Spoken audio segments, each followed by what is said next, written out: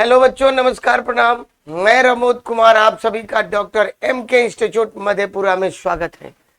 आज चला देखो एक 7वां दिन है और ये जो कोचिंग संस्थान है Bihar SSC, Bihar SI, BPSC, SSC, railway and other competitive exam की तैयारी करवाती है। और मैं बायोलॉजी टीचर रमोद कुमार। ये जितना प्रीवियस ईयर का बायोलॉजी का सवाल है बीपीएससी के द्वारा पूछा गया, चाहे टीचर में हो या बीपीएससी डीपीओ हो या बीपीएससी मेन प्रशासनिक परीक्षा का हो, सबका मैं डिस्कशन करा रहा हूं। आज 7वां दिन है, ठीक है। तो आइए शुरू करते हैं। आपका पहला क्वेश्चन है, प्रकाश संश्लेषण होता है। सबसे पहले देखिए क्वेश्चन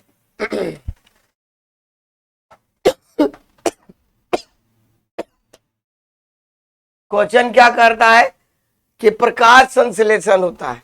तो प्रकाश संश्लेषण होता कहाँ, इस चीज को जरा ध्यान देना, ठीक है। एक क्लोरोप्लास्ट कहाँ होगा? हरित लवक, हरित लवक। प्रकाश संश्लेषण में क्या होता है? 6CO2 प्लस 12H2O,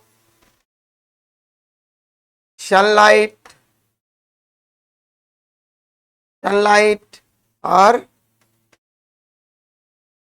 क्लोरोफिल, पर्णहरित। इसके बाद ये C6H12O6 plus 6O2 plus 6H2। प्रकाश संश्लेषण वह रासायनिक क्रिया है जिसमें ऑक्सीजन ग्रहण किया जाता है और जिसके फलस्वरूप ग्लूकोज का निर्माण होता है तथा ऑक्सीजन गैस बाहर निकलती है। और प्रकाश संश्लेषण के लिए इन 4 चीजों का होना जरूरी है। कौन कौन? तो कार्बन डाइऑक्साइड, जल, सूर्य का प्रकाश और पर्णहरित। इन चारों में से अगर कोई एक भी एब्सेंट होगा तब प्रकाश संश्लेषण की क्रिया नहीं होगी।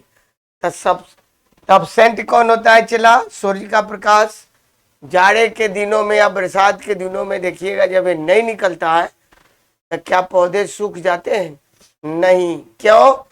क्योंकि आप देखो, जब भी हम लोग के अगर फादर किसान हैं या नौकरी करते हैं तब भविष्य के लिए भी कुछ सेव करके रखते हैं, बुरे वक्त में वैसी को काम चलाएंगे।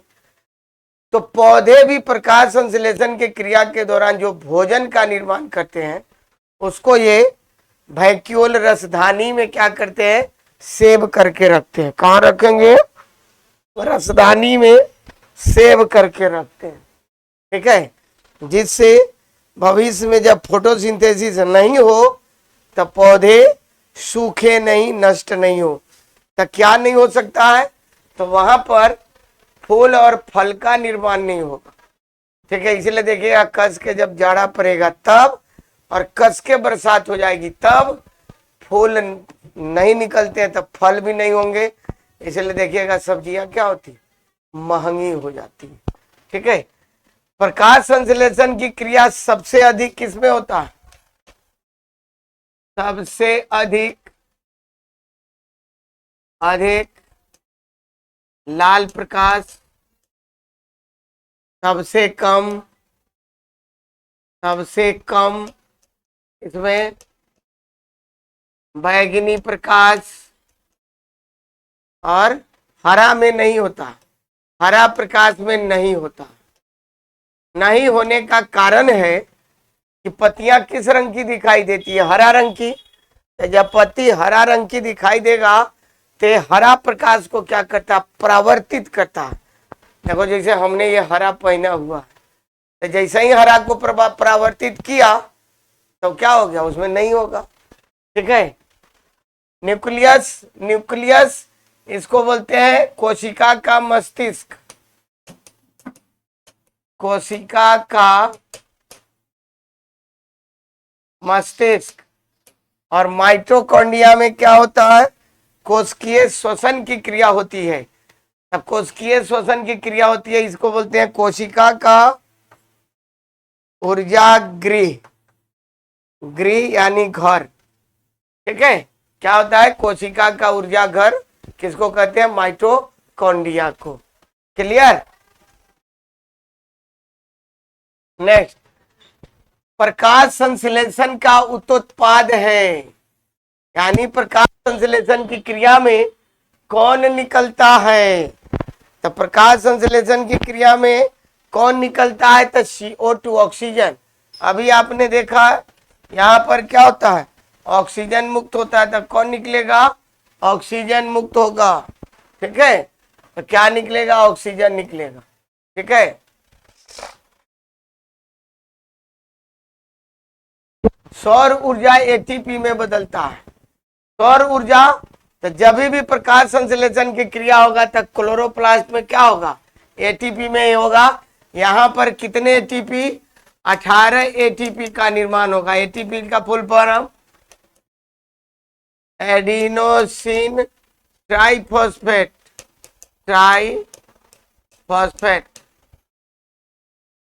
Adenosine triphosphate. और माइटोकॉन्ड्रिया में कितना, 36 ATP। और श्वसन में कितना, 38 ATP। पूरे श्वसन में एक अणु ग्लूकोज से 38 ATP प्राप्त होता है, 2 गो कोशिका द्रव में और 36 गो माइटोकॉन्ड्रिया में। राइबोसोम को क्या बोलते हैं, तो प्रोटीन फैक्ट्री, प्रोटीन का कारखाना। और यह सबसे छोटा कोशिकांग है, सबसे छोटा कोशिकांग। और यह 2 प्रकार का होता है, 70S 80S। 70S का सब यूनिट होगा 50S 30S, और 80S का होगा 60S 40S। और ये होगा प्रोकैरियोटिक कोशिका में, प्रोकैरियोटिक कोशिका। और यह हो गया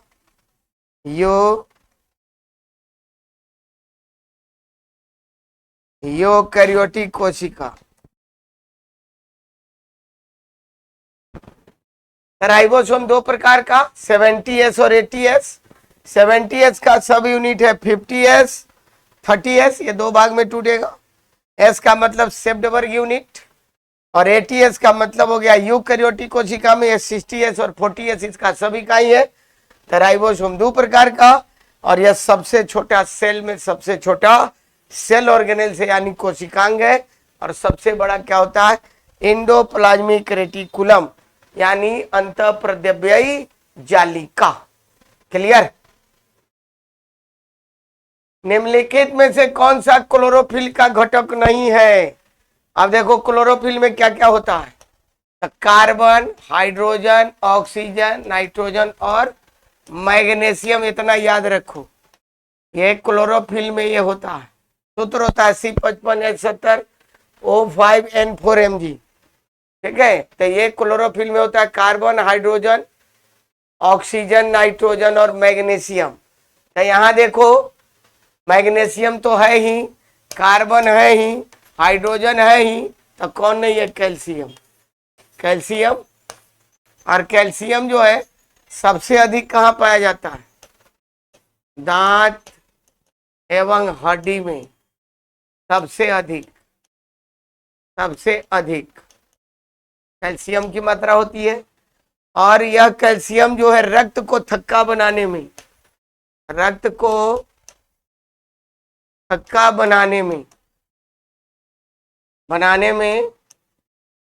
सहायक होता है। यानी कैल्शियम, मनुष्य के दांत और हड्डी में सबसे अधिक कैल्शियम की मात्रा होती है, और यह रक्त को थक्का बनाने में क्या होता है, सहायक होता है। ठीक है, ब्लड क्लॉटिंग में क्या होगा, सहायक होता है। ठीक है,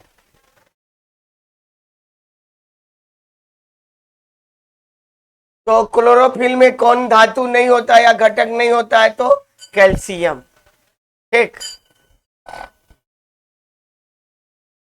नेक्स्ट, मिट्टी पानी से जड़ों को जिस भौतिक प्रक्रिया से गुजरता है उसको हम लोग क्या कहते हैं? परासरण, ऑस्मोसिस।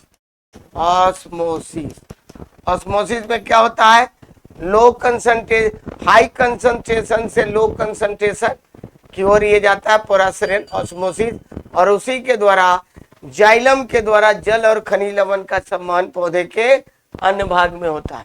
तो जाइलम का क्या काम है? तो जाइलम का जो काम है ये आपको जल और खनिज लवण का संवहन, जाइलम क्या करेगा? जल एवं खनिज लवण का संवहन करता है, संवहन करता है। और फ्लोएम क्या करेगा? फ्लोएम प्रकाश संश्लेषण के द्वारा जो भोजन का निर्माण होता है उसका संवहन, यानी भोज पदार्थ का संवहन कौन करेगा? फ्लोएम, सभी दिशाओं में, ऊपर नीचे बाएं दाएं सब। बाष्पोत्सर्जन का क्या मतलब हो गया? बाष्पोत्सर्जन वह रासायनिक क्रिया है जिसमें पत्तियों के सतह से जल वाष्प के रूप में वाष्पित होता है। पत्तियों में चला देखिएगा इस तरह से पोर होते हैं, छिद्र होते हैं, जिसको हम लोग बोलते हैं स्टोमाटा। एस्टोमाटा, एस्टोमाटा यानी रंध्र। एस्टोमाटा दिन में खुलते और रात में बंद हो जाते हैं। एस्टोमाटा में क्या पाई जाती है? गार्ड सेल, रंध्र कोशिका, गार्ड सेल सुरक्षा कोशिका।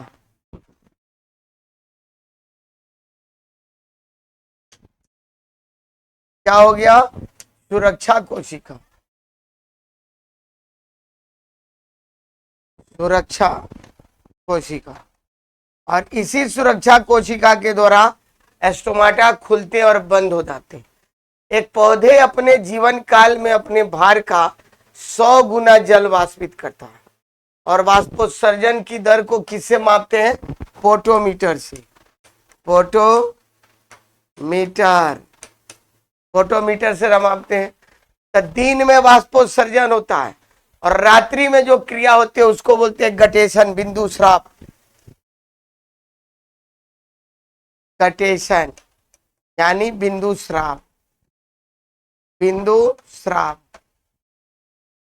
तो दिन में हो गया वाष्पोत्सर्जन, ट्रांसपायरेशन, और रात में क्या होता है?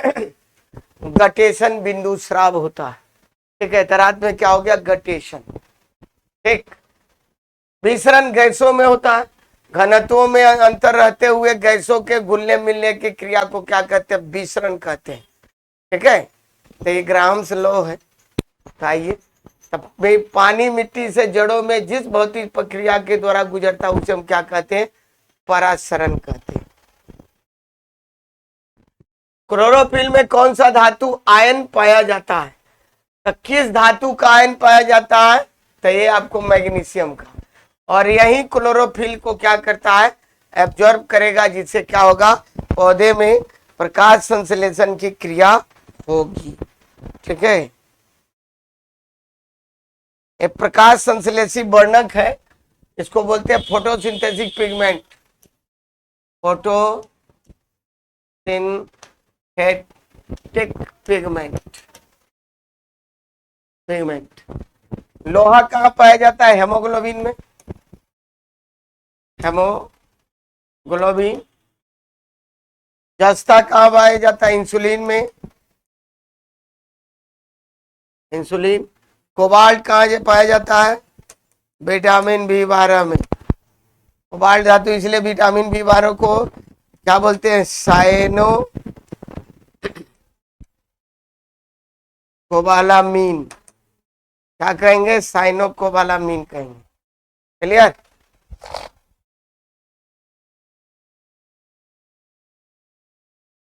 चलिए आइए नेक्स्ट। पौधे एवं पेड़ों का खाना तैयार करने की क्रिया को क्या कहते हैं? तब फोटोसिंथेसिस। क्या कहेंगे? फोटोसिंथेसिस यानी प्रकाश संश्लेषण। क्या कहेंगे? प्रकाश संश्लेषण। फोटोसिंथेसिस प्रकाश संश्लेषण कहते हैं। इसमें अब ज्यादा कुछ नहीं है।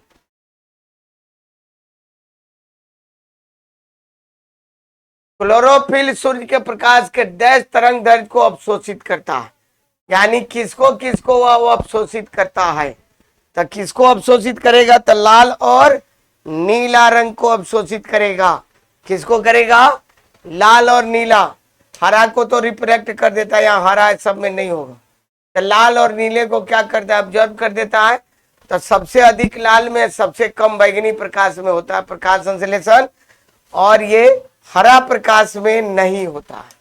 क्योंकि आपको अभी बताए हैं कि जो भी वस्तु फिजिक्स में पढ़े होइएगा कि जो वस्तु जिस रंग की दिखाई देती है वह उस रंग को परावर्तित करती है।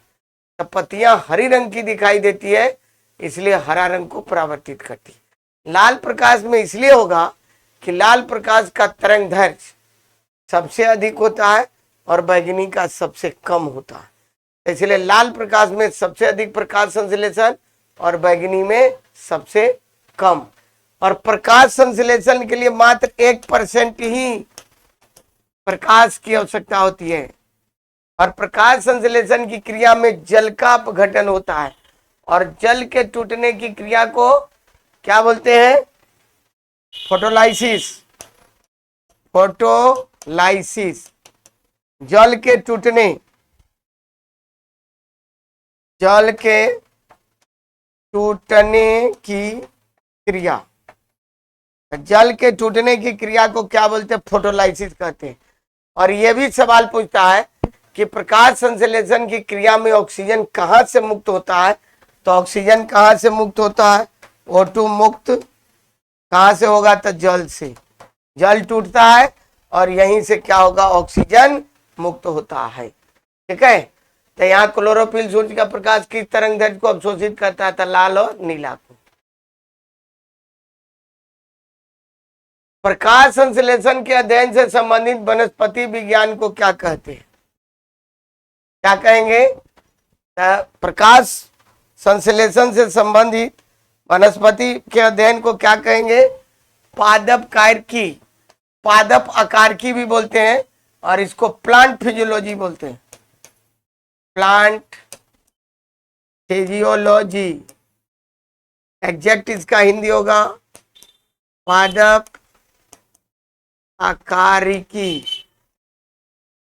क्योंकि पादप आकारिकी में हम जड़, तना, leaf, flower, pollination, fertilisation, plant group, plant hormone और फोटोसिंथेसिस सभी का अध्ययन होता है। ठीक है। पादप वर्गीकी हो गया, पादपों का वर्गीकरण, पादपों का वर्गीकरण। और पारिस्थितिकी का मतलब जीवों और एनवायरमेंट का जो संबंध है उसको हम लोग क्या कहते हैं? पारिस्थितिकी। ठीक है। क्या कहेंगे? पारिस्थितिकी कहते हैं। ठीक। आइए नेक्स्ट। पत्ती की कोशिका में प्रकाश संश्लेषण का स्थान कहाँ होता है? तो पत्ती की कोशिका में प्रकाश संश्लेषण का स्थान कहाँ है?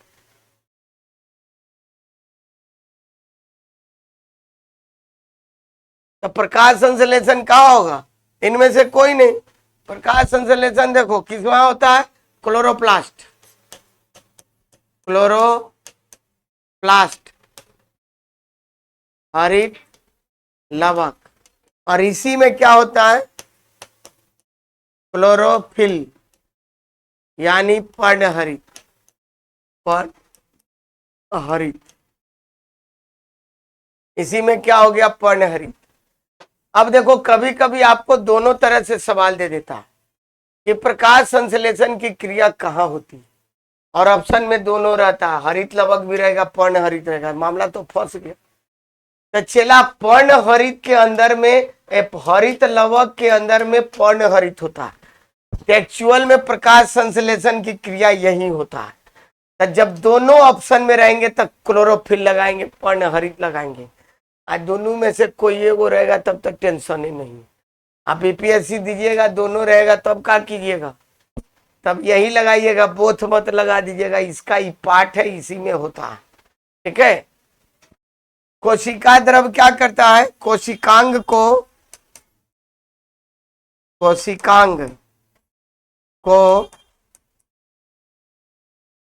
सूखने से बचाने का कार्य करता है। ये द्रव है, इसमें 90% क्या हो गया, 90% जल और 10% भाग में प्रोटीन, कार्बोहाइड्रेट, खनिज लवण इत्यादि पाए जाते हैं। माइटोकॉन्ड्रिया में कोशिकीय श्वसन की क्रिया होती है, और कोशिकीय श्वसन की क्रिया होगा तो यहाँ ऊर्जा का उत्पादन होगा, किस फॉर्म में, एटीपी के फॉर्म में, यानी एडिनोसिन ट्राइफॉस्फेट। और एटीपी को हम लोग क्या कहते हैं, एनर्जी करेंसी, ऊर्जा का सिक्का, एनर्जी करेंसी यानी ऊर्जा का सिक्का। ठीक है, क्या कहेंगे, ऊर्जा का सिक्का। क्लियर। पौधे में प्रतिदीप्त कालिका की खोज करने वाले कौन थे। प्रतिदीप्त कालिका का मतलब हो गया कि प्रतिदीप्त कालिका का जो होता है गार्डनर और एलार्ड ने की थी। पौधे द्वारा प्रकाश की अवधि तथा समय के प्रति अनुक्रिया। तो पौधे द्वारा प्रकाश की अवधि यानी कितना देर प्रकाश रहता था, गर्मी में तो ज्यादा रहता, जाड़ा में कम, यही प्रकाश प्रतिदीप्ति का है। और इसका खोज जो है गार्डनर और एलार्ड के द्वारा किया गया। किसके द्वारा, गार्डनर और एलार्ड। ठीक है जी। अच्छा, 11th 12th बीपीएससी टीचर वाला।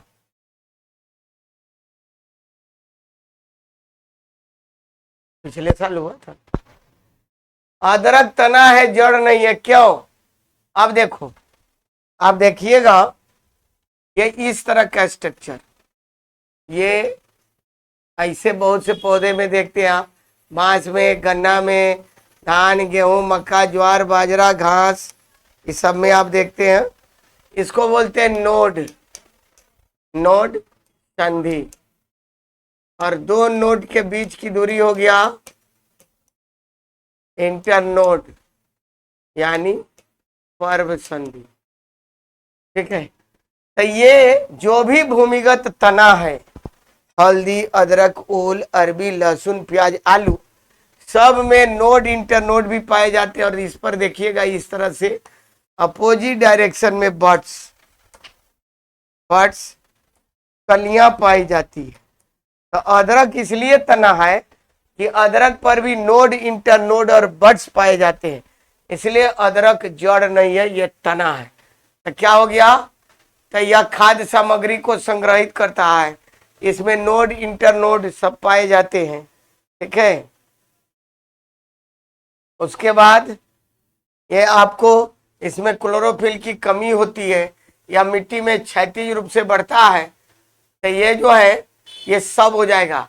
क्षैतिज रूप से बढ़ता भी है, क्लोरोफिल नहीं होता है, और नोड, इंटरनोड, तो इसमें ई नंबर आंसर होगा। ठीक है, क्या हो जाएगा, ई नंबर, एक से अधिक हो।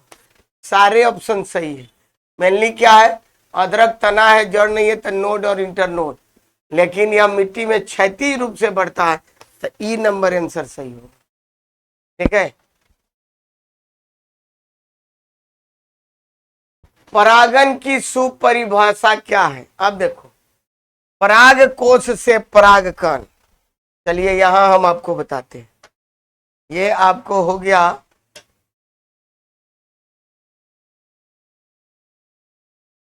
ये हो गया पराग कोश,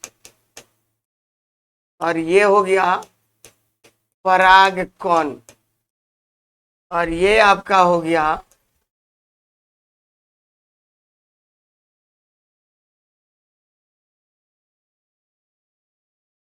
वर्तिकाग्र,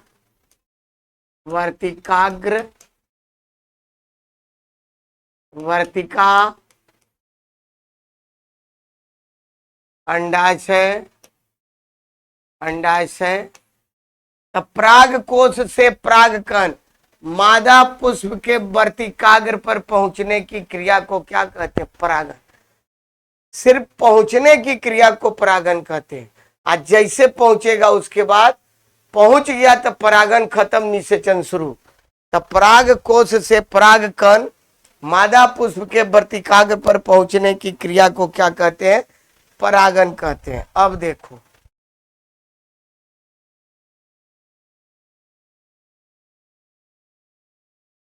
तो परागकण का पराग कोश यहां होगा, केसर नहीं।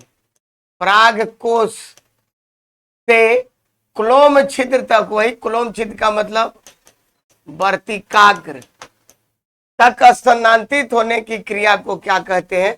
परागन। परागन कहते हैं। परागन का मतलब हो गया पॉलिनेशन, कीटों का फूलों तक पहुंचना। पराग नली का बीजाणु ये नहीं होगा। तो पराग कोश से परागकण मादा पुष्प के वर्तिकाग्र पर पहुंचने की क्रिया को परागन कहते हैं। पहुंच जाएगा उसके बाद फर्टिलाइजेशन, निषेचन शुरू हो जाएगा। पादप कली है, क्या है? पादप जो है कली है, क्या है? तो पादप एक भ्रूणीय टहनी है। प्लांट क्या है? तो एक भ्रूणीय टहनी है, बाकी इसमें कुछ नहीं। पौधे जो नमक युक्त मिट्टी में उगते उन्हें क्या कहते हैं? तो नमक युक्त मिट्टी में उगने वाले को हेलोफाइट्स कहते हैं। जैसे राइजोफोरा, राइजोफोरा, सुंदरी, सुंदरी, उसके बाद नमकीन मिट्टी में नारियल, ये सब हो गया हेलोफाइट्स। जेरोफाइट का मतलब मरुस्थलीय।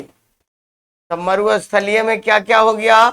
तब बबूल, बबूल, उसके बाद नागफनी, नागफनी। हाइड्रोफाइट्स जलीय, जलीय जल में उगने वाले। तो जलकुंभी,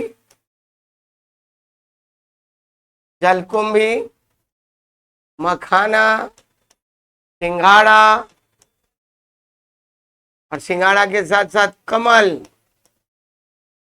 जो मरुस्थल में होंगे उसको जेरोफाइट्स, जो जल में उगेंगे हाइड्रोफाइट्स, और जो नमक युक्त लवणीय स्थान में उगेंगे उसको हाइलोफाइट कहते हैं।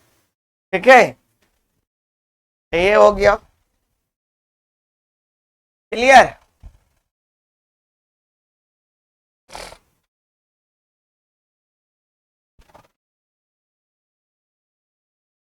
फिर वही चीज, लवणता युक्त वातावरण प्रेमी पौधे को क्या कहते हैं?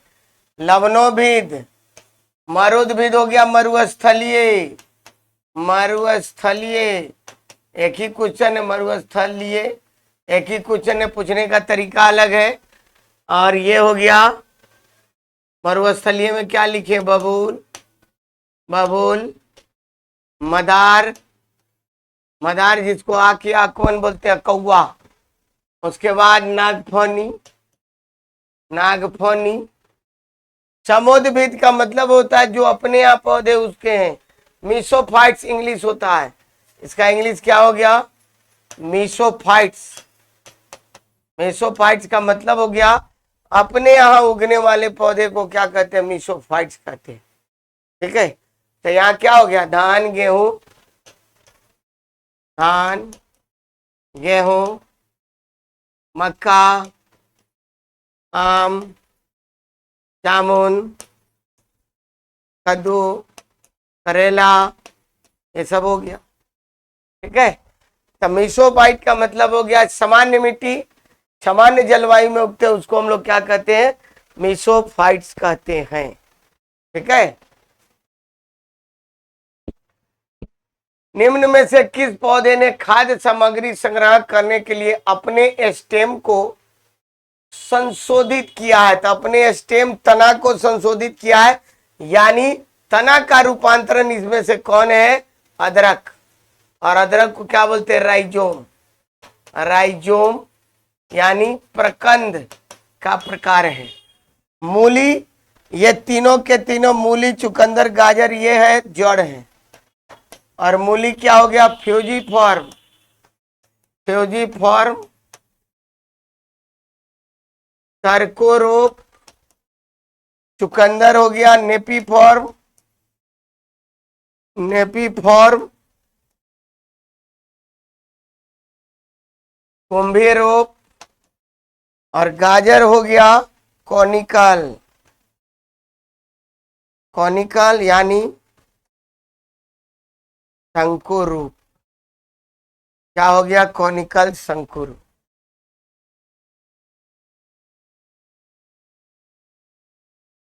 ठीक है। तो अदरक क्या है? तना है। आप इसको एक चीज याद रखेंगे, आपको परेशान करेगा। तना में कौन कौन जो खाने योग्य है वो याद रखेंगे।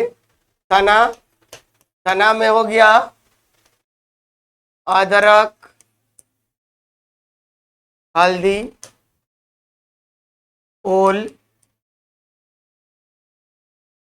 अरवी जिसको अरवी बोलते हैं, उसके बाद आलू, लहसुन, प्याज और बंडा। बंडा जिसको हम लोग लोकल भाषा में कंदा बोलते हैं, लंबा मोटा जो होता है, लंबा व्हाइट रंग का काटता है, वो सब है कंदा बंडा। सब तना खाते हैं। और जड़ में कौन कौन खाते हैं? मूली, गाजर, शलजम, चुकंदर एवं शकरकंद। इन सभी का खाने योग्य भाग क्या है?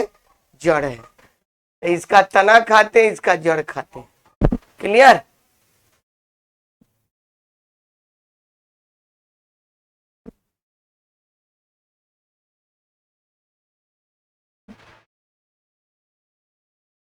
चलिए अब आइए नेक्स्ट। ऐसा हो गया। पौधे अपना पोषक तत्व मुख्यतः किससे प्राप्त करते हैं? तो पोषक तत्व पौधे अपना किससे प्राप्त करते हैं?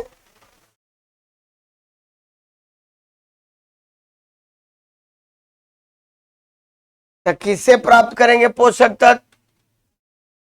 खनिज किससे प्राप्त करें? मिट्टी से, मृदा से।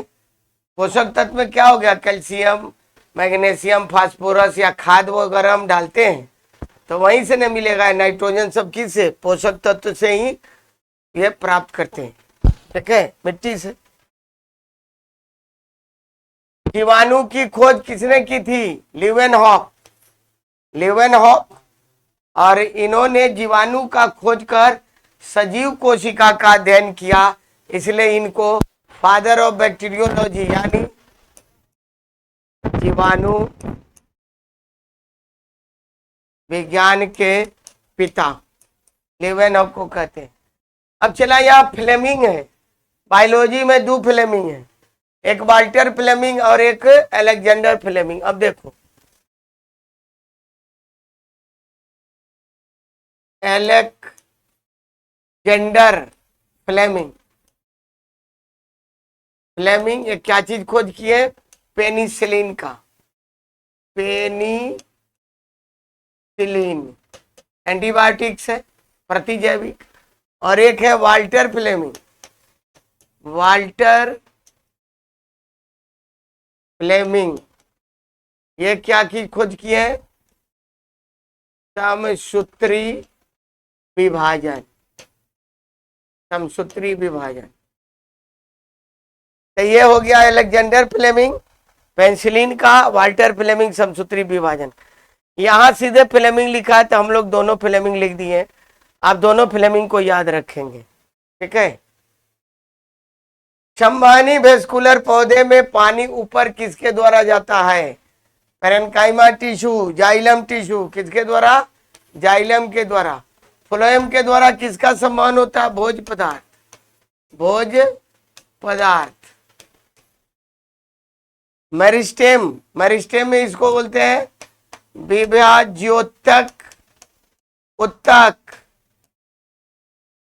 इसमें विभाजन की क्षमता होती है और यह जड़ तना में पाया जाता है, जिसमें विभाजन होता है तो पौधे के लंबाई में वृद्धि होता है, यानी प्राथमिक वृद्धि यह वृद्धि के लिए उत्तरदायी होता है, वृद्धि के लिए उत्तरदायी। पेरेनकाइमा या भोजन संग्रह करता है, भोजन संग्रह करता है, कहाँ पाया जाता है? जड़ और तना में। तो इसका आंसर क्या हो जाएगा? जल का संवहन कौन करेगा? जाइलम। और फ्लोएम क्या करेगा? भोज पदार्थ का संवहन करता, मतलब भोजन का संवहन करता है। ठीक है, नेक्स्ट, माँ पौधे की भांति पौधा मिलता है। सेम टू सेम पौधा किससे मिलेगा? तो ये माँ पौधे की भांति पौधा मिलेगा तना काट से। किससे मिलेगा?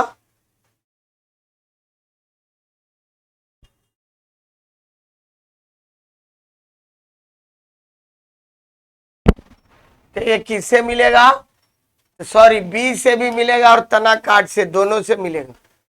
यानी वेजिटेटिव प्रोपागेशन, जैसे आप गन्ना को, अड़हुल को, गुलाब को, सहजन को, शकरकंद, परवल को तने काट के लगा देते हैं, सेम आप गुलाब का पौधा तना काट के लगाइएगा तो गुलाबे मिलेगा। और दूसरा, अब मान लो कि आम का हम खा के गुठली फेंक देते, आमे का ना पौधा मिलेगा। चना जो है, चना लगाते हैं जब बीज, तो चने का पौधा ना निकलेगा। तो यहां से क्या हो जाएगा? दोनों नहीं होगा, इनमें से दोनों। ठीक है, कीटभक्षी पौधे मिट्टी में किसकी कमी में उगते हैं? कीटभक्षी पौधे का मतलब होता है वैसे पौधे कि जो कीट खाते हैं, और कीटों से वो क्या प्राप्त करते हैं? नाइट्रोजन। और यह वैसे स्थानों पर उगते हैं जहां की मिट्टी में नाइट्रोजन की कमी होती है। और एग्जाम्पल इसका है पीचर प्लांट। पीचर प्लांट एक घट कलश पौधा, कलश पौधा। उसके बाद है यूट्रिकुलेरिया, यूट्रिकुलेरिया।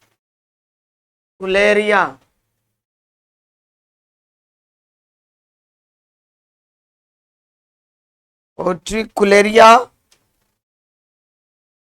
उसके बाद है ड्रोसेरा। उसके बाद है डायोनिया। उसके बाद है पिंगुइकुला। और उसके बाद है सारासेनिया। क्या है? सारासेनिया। ठीक है, तो इतने कीटभक्षी पौधा ये कीट खाते हैं, और ये वैसे एरिया में स्थानों पर उगते हैं जहां की मिट्टी में क्या होता है? नाइट्रोजन की कमी होती है। लेगुमिनस पौधे में नाइट्रोजन स्थिरीकरण के लिए कौन सा वर्णक आवश्यक होता है? Leg haemoglobin. क्या होता है? Leg haemoglobin. ठीक है, तो ये लेगुमिनस पौधे का मतलब दाल वाला, दाल वाला। और इनके जड़ में कौन सा बैक्टीरिया होता है? तो ये होता है राइजोबियम। राइजोबियम जीवाणु होता है जो वायुमंडलीय नाइट्रोजन को नाइट्रेट में परिवर्तित करता है। यानी पौधे जो है ये नाइट्रोजन को डायरेक्ट नहीं ले सकते हैं, तो नाइट्रोजन का फिक्सेशन यानी स्थिरीकरण करेगा और ये नाइट्रेट में बदलेगा, और नाइट्रेट के रूप में पौधे उसको आसानी से ग्रहण करेंगे। जीवन चक्र की दृष्टि से पौधे का सबसे महत्वपूर्ण अंग क्या है? फूल। और फूल के अध्ययन को क्या कहते हैं? एंथोलॉजी। क्योंकि फूल में ही पॉलिनेशन होगा, और वहीं पर फल, पॉलिनेशन के बाद निषेचन होगा, उसी के बाद फूल का, फल का और बीज का विकास होगा। तो जीवन चक्र की दृष्टि से पौधा में क्या है? फूल सबसे इंपॉर्टेंट होता है। ठीक, पौधे का तना पौधे के सभी हिस्सों में भोजन वितरित करने में तथा में भी मदद करता है। क्या करता है? पौधे के आकार देने में, श्वसन करने में। तो यह जो है ई नंबर, ये देखो अब तना क्या क्या करेगा? अब भोजन के भंडार में भी करेगा, आकार देने में भी करेगा, और श्वसन प्रकाश संश्लेषण में भी करेगा। तो इसका आंसर ई होगा, एक से अधिक। ये तीनों कार्य करता है, भंडारण में, आकार में और प्रकाश संश्लेषण। ये मेरा वीडियो कैसा लगा, इसको लाइक करो, शेयर करो। अगर ये क्लास अच्छा लगे तो डॉक्टर MK इंस्टीट्यूट मधेपुरा के चैनल को सब्सक्राइब कीजिए। फिर मिलते हैं कल अगले क्लास में, तब तक के लिए थैंक यू, बाय।